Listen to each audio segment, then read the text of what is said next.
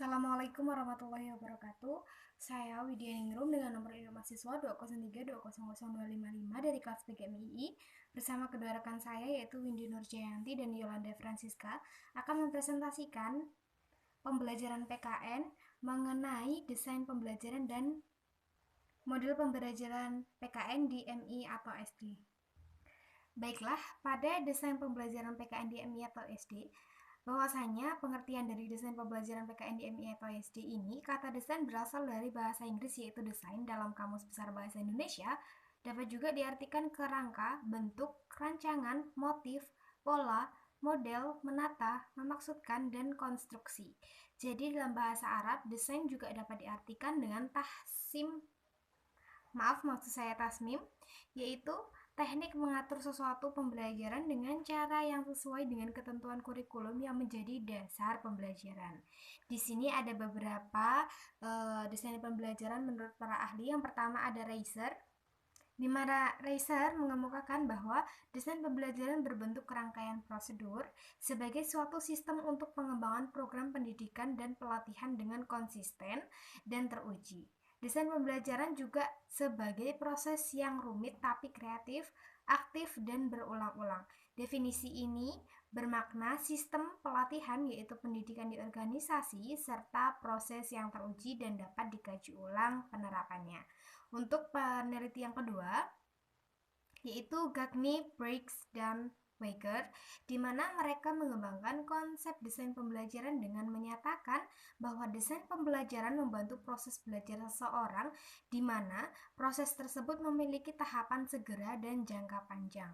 Nah, menurut mereka, proses belajar terjadi karena adanya kondisi-kondisi belajar internal dan eksternal.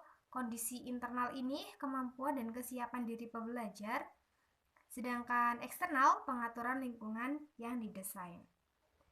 Selanjutnya, penyiapan kondisi eksternal inilah yang menurut mereka sebagai desain pembelajaran yang disusun secara sistematis dan menerapkan konsep pendekatan sistem agar berhasil meningkatkan suatu kinerja seseorang.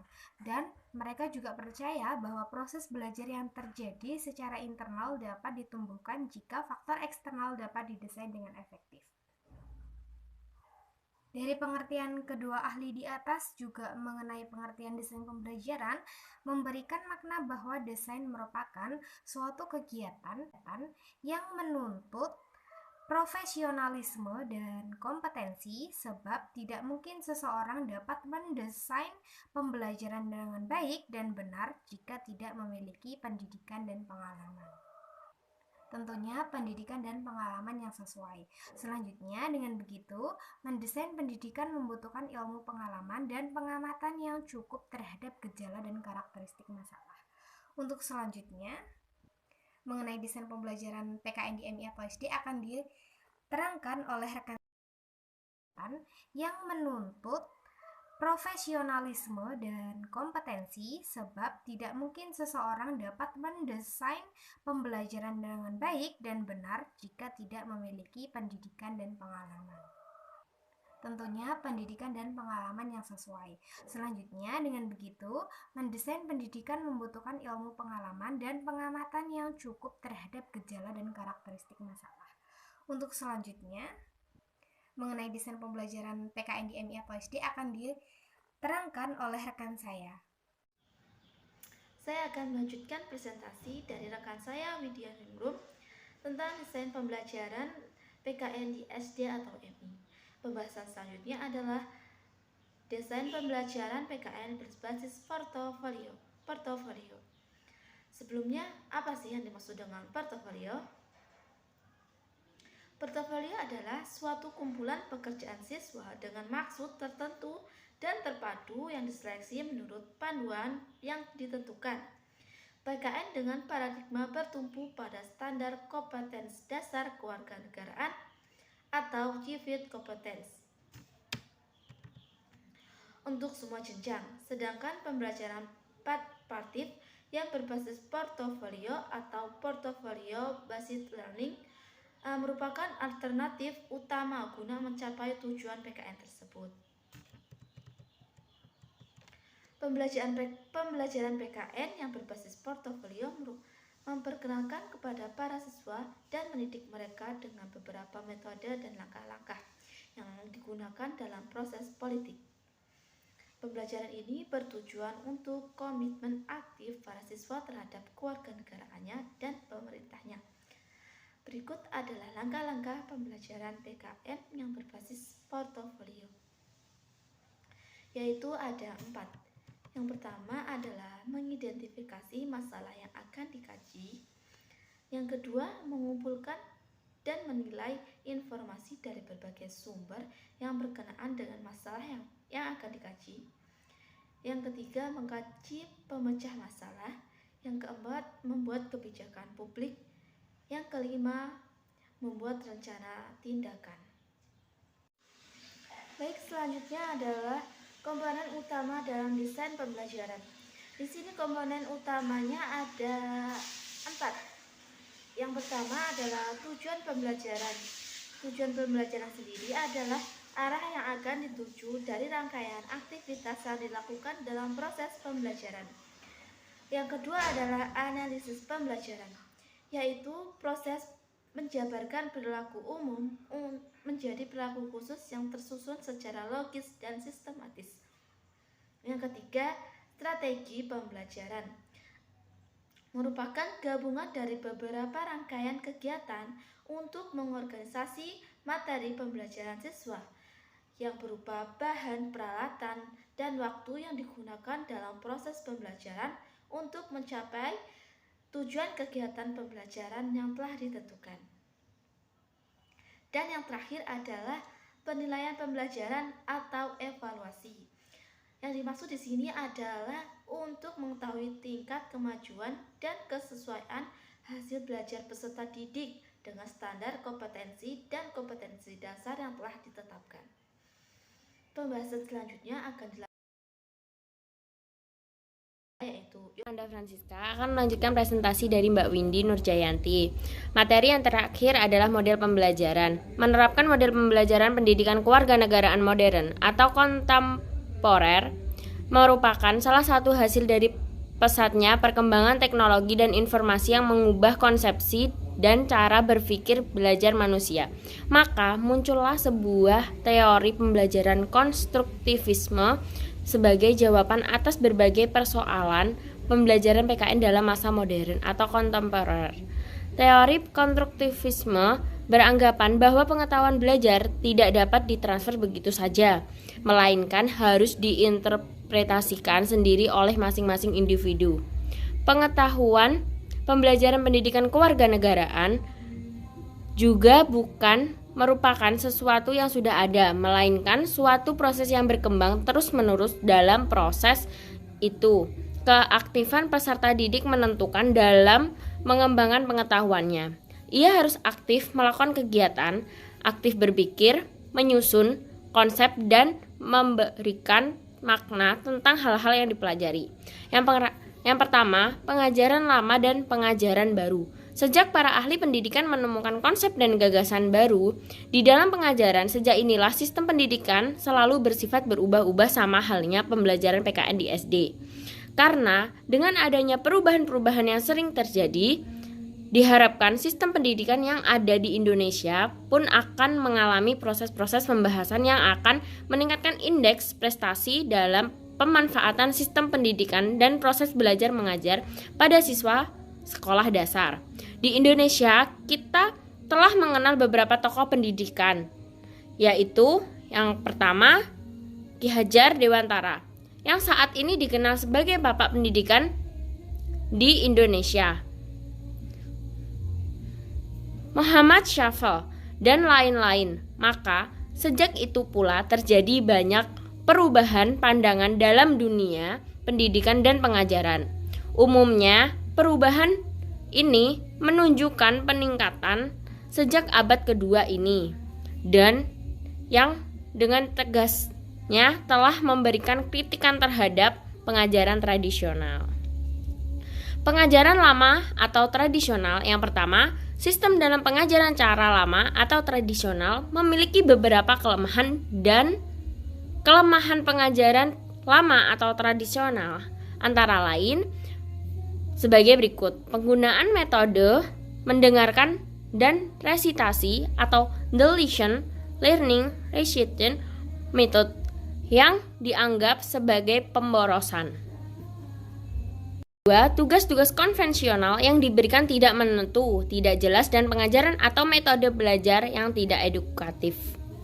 Seperti tugas-tugas konvensionalnya itu seperti yang tidak menentu. Dalam pengajarannya itu guru melakukan tugas-tugas tersebut tidak seperti penting dan tidak jelas dalam pengajaran metode tersebut.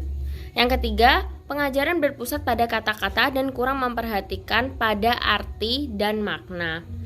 Biasanya pengajaran berpusat pada kata-kata dan kurang memperhatikan pada arti dan makna itu seperti pengajarannya itu tidak mementingkan makna tersebut dan cuma bilang oh ini gitu doang.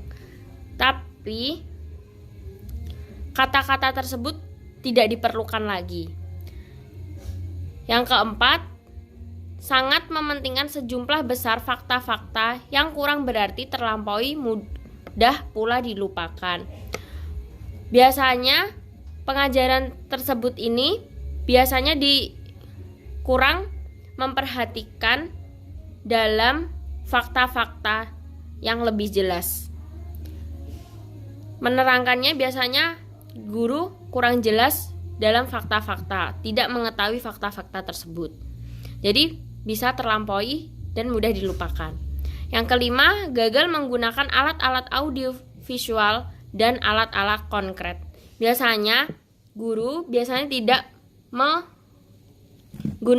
alat-alat seperti sound buat mendengarkan listening, dan guru biasanya tidak menggunakan proyektor. Yang keenam, tidak berhasil mengkoleksi pengajaran-pengajaran dengan pusat-pusat minat, masalah, dan proyek. Yang ketujuh, kurang sekali melaksanakan kegiatan-kegiatan dalam kelompok.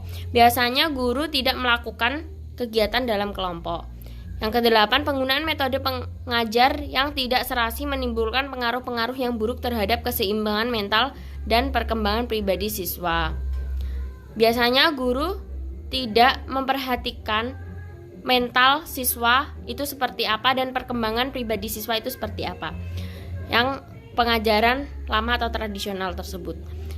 Kegagalan yang kesembilan, kegagalan dalam menggunakan kegiatan-kegiatan belajar di luar sekolah.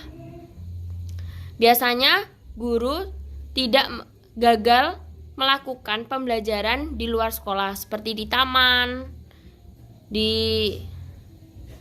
seumpamanya belajar IPA.